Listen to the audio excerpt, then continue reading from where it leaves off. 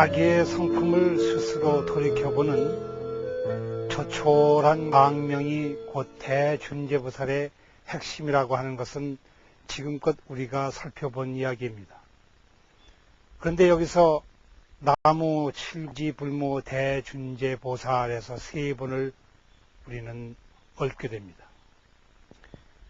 대준제보살은 내가 대준제보살이라고 하지를 않습니다. 사람들이 스스로 돌이켜보는 성품을 잃고 있기 때문에 대준제보살이라고 하였던 것이며, 관세음보살의 바로 오른손이기 때문에 대준제보살이라고 하였습니다. 그리고 이미 이와 같이 사람마다가 대준제보살이며 이 법계에 오직 두루 하나니 그것이 대준제보살이라 하였기 때문에 77구지 불모 대준제보살이라, 시방세계에 가득한 것이 오직 7구지 불모 대준제보살이다. 부처님의 어머니이신 대준제보살이시다. 어디에 가득하냐? 이 시방세계에 가득하다는 그 말씀입니다. 그런데 우리는 도리어 이 세계는 염탐에 물든 더러운 세계라고 합니다. 세간이라고 하는 것은 하잘 것 없는 것이요, 죄악에 물든 세상이요, 더러운 세상이라고 우리는 스스로 얘기하고 있습니다.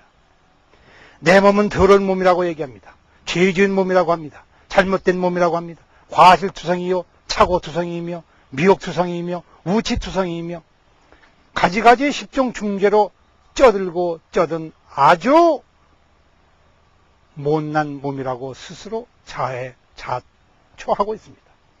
스스로 그 이름을 불러들임으로써 모처럼 맞을 기회를 우리는 얼마나 그동안 많은 세월을 두고 겪어왔는지를 모릅니다. 한없는 무량한 세월을 우리는 이러한 차책의 역사로서 점철하여 왔습니다. 이와 같이 물들어옴으로써 우리는 우리 자신을 해코지 하였으며 우리 자신을 등 돌리고 도리어 나를 못난 사람으로 만들었습니다. 우리에게 죄가 가지가지가 있겠지만은 이제 돌이켜보니 저러한 모든 죄들은 사실은 이 죄가 되면 별것이 아닙니다. 정말로 큰일 난 것은 바로 다른 데 있습니다. 우리 자신이 스스로 이미 부처인 줄을 알지 못하고 이미 우리가 대준제여의 수를 이 심중에 담고 다닌 줄을 모르기 때문에 이것이 큰일입니다. 그래 도련이 공연히 없던 일을 만들어내서 바람도 없는데 파도를 일으키면서 스스로 이야기하기를 나는 죄인이로소이다. 나는 잘못되었노라. 잘못되었노라고 하는 것을 알기가 얼마나 어려운지에 대해서는 얘기하지를 아니하고 잘못됐다는 말을 되풀이하는 것으로서 도리어 탐해의 업을 삼습니다. 말은 아무리 하여도 얻는 바가 없습니다. 진심으로 마음으로 돌이켜보지 아니하면 안 됩니다. 그리고 돌이켜보는 그 순간 모든 것은 분명해집니다. 마치 대준제 열애께서 이 세상에 드러나시는 것과 같습니다. 저 태양이 아침이 되면 어김없이 나타나는 것과 같습니다. 아침이 되어 희끗 동력이 밝아옵니다. 그런데 이때의 광명이 아주 맑고 밝게 창문 틈으로 들어오지 않는 까닭은 오늘 구름이 끼었기 때문에 그렇습니다. 구름이 걷히면 자연히 우리는 밝은 태양을 봅니다. 대준제 열애를 보기 위해서 우리는 다른 것을 할 필요가 없습니다. 참회라고 하는 아주 기가 막힌 문턱을 넘어서기만 하면 됩니다. 그 창호지 문을 열어 제끼면 됩니다. 그 구름의 문을 제껴버리기만 하면 됩니다. 그래야하면 밝은 태양이 저절로 들어옵니다. 참회하는 그 순간이 우리는 이미 문을 여는 순간인지를 알아야 할 것입니다.